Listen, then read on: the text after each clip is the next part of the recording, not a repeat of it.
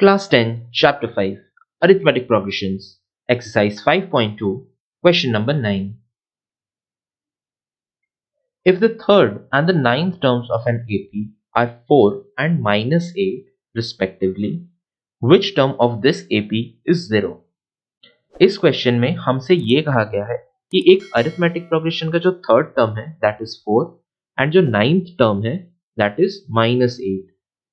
हमसे ये पूछा गया है कि इस अरिथमेटिक प्रोग्रेशन का कौन सा टर्म होगा 0। तो इस क्वेश्चन को सॉल्व करने के लिए पहले हमें फाइंड करना पड़ेगा first term and common difference. First term को हमने a मान लिया है एंड कॉमन डिफरेंस को d मान लिया है। अब हम a3 यानी कि थर्ड टर्म को 4 लिखेंगे एंड नाइन्थ टर्म को a9 which is equal to -8 लिखेंगे। अब अगर हम इस फॉर्मूला का यूज करें an equal to a plus n minus 1 into d, we will find an equation in terms of a and d।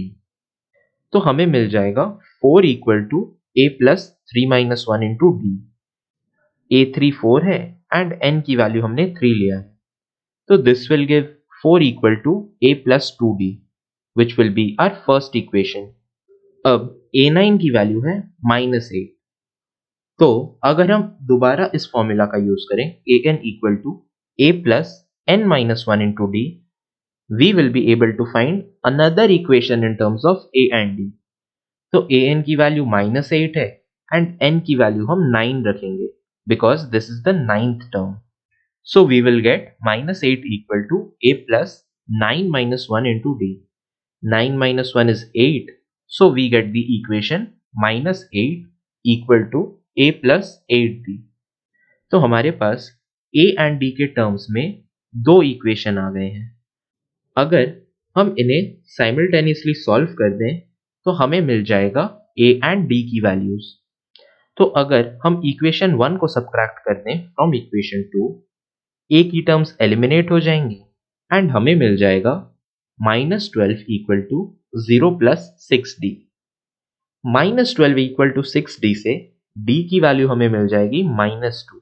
अब d के इस वैल्यू को अगर हम दोनों में से किसी भी इक्वेशन में सब्स्टिट्यूट कर दें, we will find the value of a।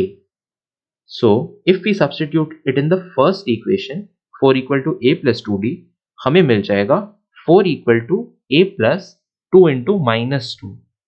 2 into -2 is -4। तो अब अगर हम इस इक्वेशन में दोनों साइड्स को 4 से ऐड कर दें, we will get a's value as 8। तो हमें इस अरिथमेटिक प्रोग्रेशन का फर्स्ट टर्म मिल गया है 8 एंड कॉमन डिफरेंस मिल गया है -2। Now we will find which term is 0। तो हम an यानी कि nth टर्म को मान लेंगे 0 and we will find the value of n। n की वैल्यू हम फाइंड करेंगे using this formula an equal to a plus n minus 1 into d। इस फॉर्मूला में अगर हम a, d एंड an की वैल्यूज को सब्स्टिट्यूट कर दें, we will get the equation 0 equal to 8 plus n minus 1 into -2।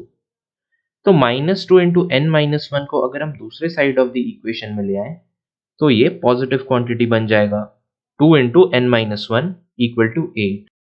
तो अगर हम दोनों साइड ऑफ द इक्वेशन में 2 से डिवाइड करते हैं, हमें मिल जाएगा n minus 1 equal to 4। तो n minus 1 इक्वल टू अगर 4 हुआ तो अगर हम इस इक्वेशन के दोनों साइड में 1 ऐड कर दें, we will get n's value as 5। तो n की वैल्यू अगर 5 आई है, इसका मतलब nth टर्म यानी कि fifth term is equal to 0। तो हमें यह मिल गया कि इस अरिथमेटिक प्रोग्रेशन का जो फिफ्थ टर्म है वो 0 है।